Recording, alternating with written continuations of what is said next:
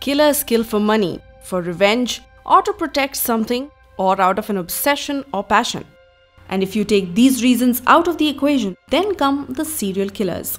People who kill due to their psychological needs.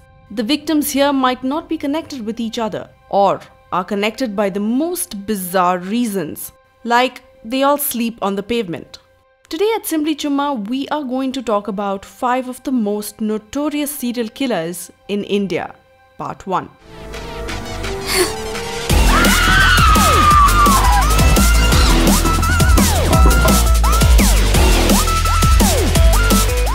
Number 5. Charles Shobraj. Despite the infamy, Charles Shobraj is one of the most famous murderers around.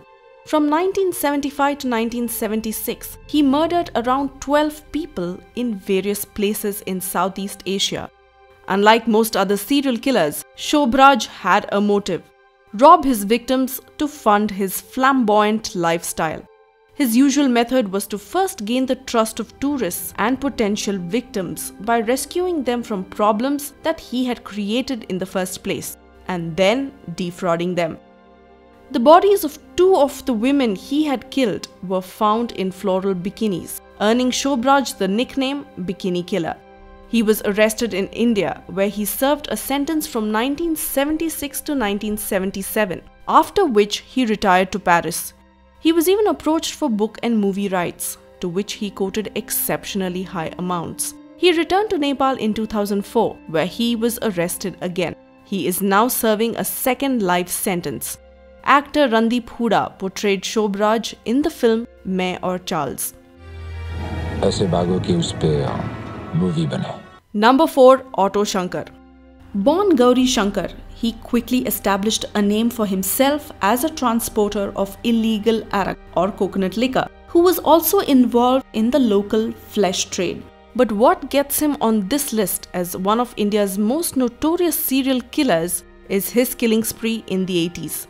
During a period of 6 months in 1988, Auto Shankar abducted and murdered 9 teenage girls from Tiruvannur, Chennai. Though initially he blamed all of it on the influence of cinema, a month before his execution, he confessed to committing the murders for some politicians who had raped the abducted teenage girls. After his arrest, he managed to escape from Chennai Central Prison, but was then later apprehended in Rourkela, Odisha.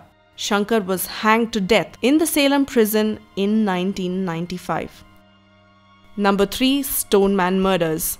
This one's very intriguing because it took place in 2 different cities. Starting in Mumbai in 1985 and lasting well over 2 years, a series of 12 murders were committed in the Cyanide and King's Circle locality of the city.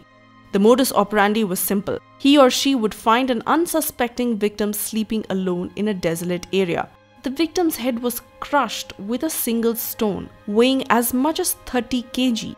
In most cases, the victims' identities could not be ascertained since they slept alone and did not have relatives or associates who could identify them. By the middle of 1988, the killings stopped as mysteriously as they had started. To this date, the case is unsolved. Fast forward to the summer of 1989 in Kolkata. There was an uncanny similarity in the instrument, choice of victims, execution and the time of attacks, suggesting the killer was someone familiar with the Mumbai episodes, if not the same person.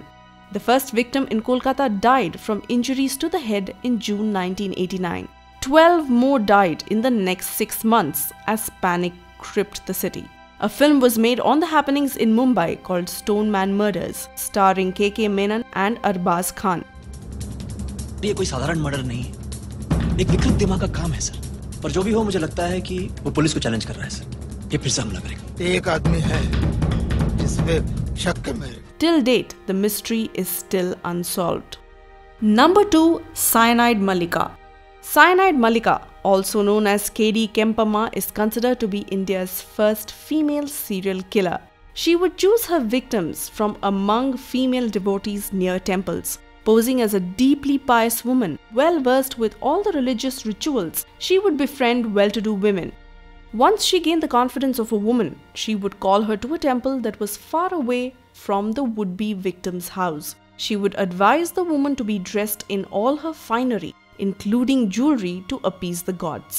At the temple, Mallika would pretend to perform a prayer before telling the woman to drink holy water or eat prasad that would be laced with cyanide. Known to have killed 6 women like this, she was given a death penalty in 2010, which was later reduced to life imprisonment in 2012. Number 1. Thug Behram.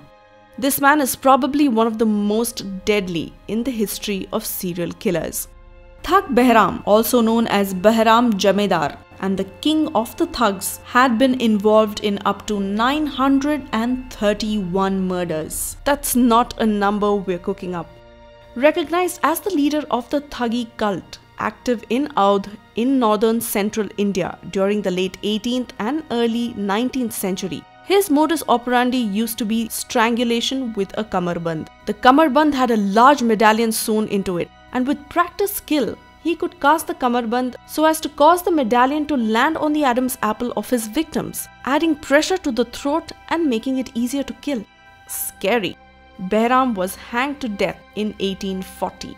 What do you think of this list? If you want to see the second part of this series, do write to us in the comments section below. Press the like button, share and subscribe to Simbly CHumma for more such interesting Desi Countdown videos.